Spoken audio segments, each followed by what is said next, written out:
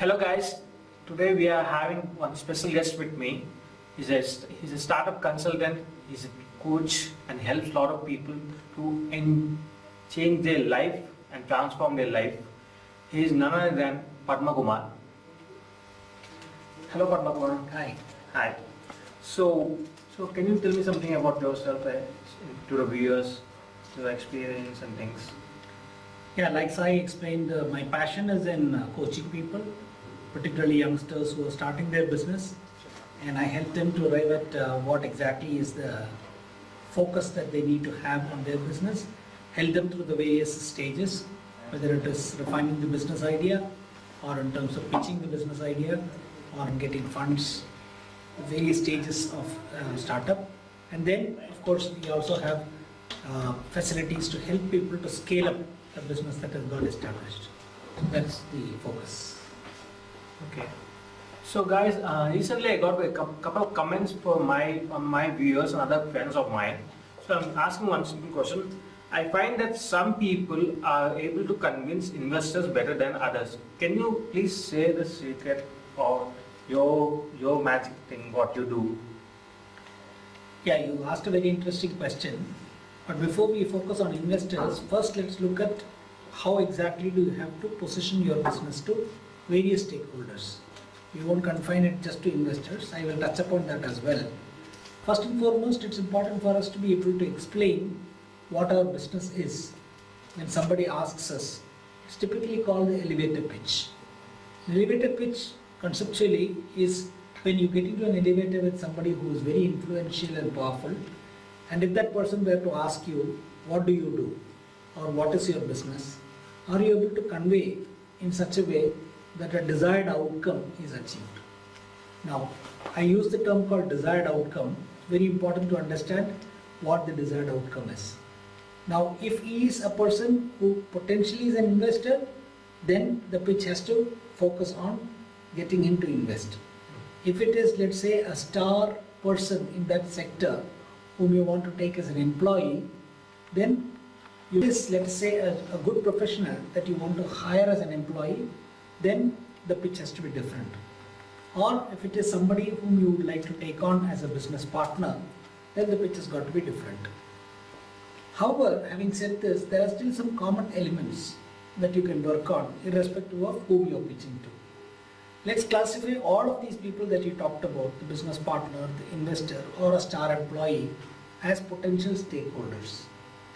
Now, whoever that stakeholder is, let us see how exactly we can, like you said, convince the person about the value that the business brings. The elevator pitch can be looked at from three perspectives. One is, typically how much time do you think it takes for the elevator to go from the 0th floor to the topmost floor? Less than 30 seconds? Yeah. So first and foremost, we have to remember that what we have as time available is 30 seconds or less. Okay. I know some people will say that it's a high speed lift, it goes in 5 seconds or 10 seconds. Let's not get too technical on how much time the lift will take to go to the top floor. The concept is what is important. So first and foremost, we need to have something that we can explain to the potential stakeholder within 30 seconds.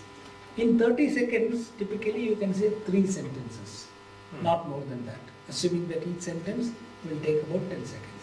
So the challenge here is, in 3 sentences, how are you able to hook the person to listen to you further? The key word here is hook. Hook. So how exactly are you able to hook the person to listen to you? What is the desired outcome from this 30-second pitch? The desired outcome from this 30-second pitch is to get the audience for at least another 3 minutes. Because to indicate something substantial, it takes at least a minimum of 3 minutes. But you get the 3 minutes only if your 30-second pitch is successful. Which is why the desired outcome for the 30-second pitch has got to be the hook. Imagine that you are going fishing. Okay. You have a fishing hook. You can catch fish only if you first are able to hook the fish. Of course, even after you hook the fish may escape.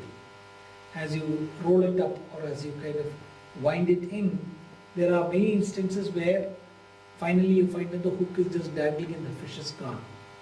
But unless the fish first bites or kind of attaches to the hook, there is no chance of you getting the fish. So look at it from that metaphor or analogy, that first of all you want to make sure that the fish bites the hook. That's the hook from the 30-second perspective.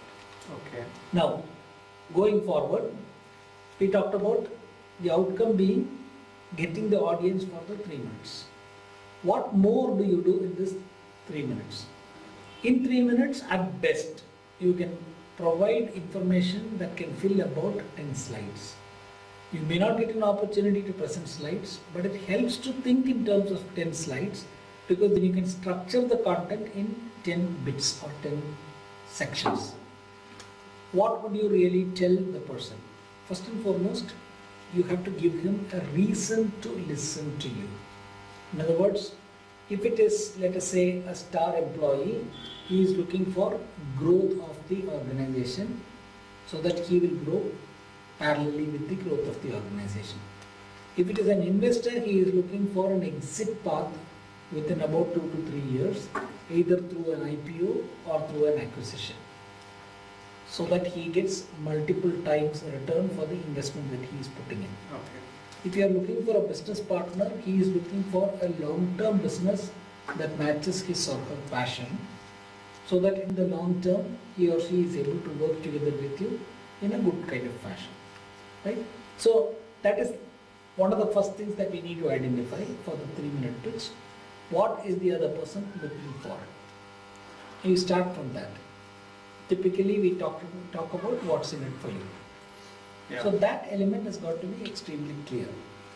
If that element is clear, and if you are able to address that through the rest of the 9 or 8 slides, then we have achieved our purpose of the 3-minute kind of pitch.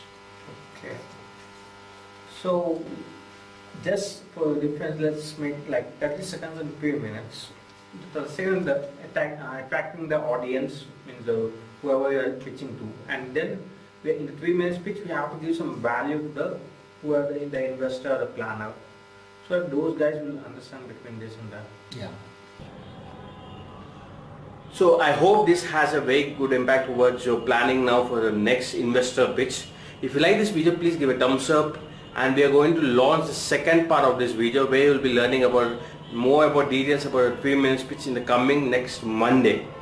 So hope to wait till then, and we will be getting more information about the channel and things about it. And if you want to know more about the speaker, I'll be leaving a description about the speaker information and his email ID in the below link. So check them out.